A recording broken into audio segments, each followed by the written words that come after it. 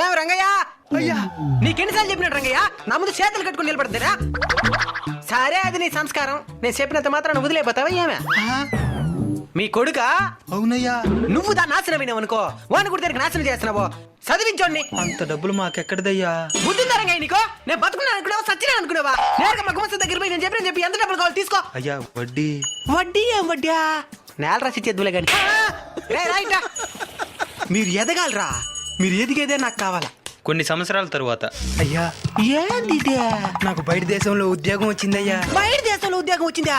నెలకి 2 లక్షల జీతం. 2 లక్షలా? ఈ అనవసరం చదువుకోమని చెప్పినామా? సరే ఉంటామయ్యా. నీదేదైనా ఒక ఫోటో ఉంటే ఇచ్చేసిపో, గుర్తుకొచ్చినప్పుడు చూసుకుంటాను. ఇందయ్యా. ఇందా వేరే ఇంటెలిజెంట్ల పై ఎదగాల, ఏదో మితంగా ఎదగాల.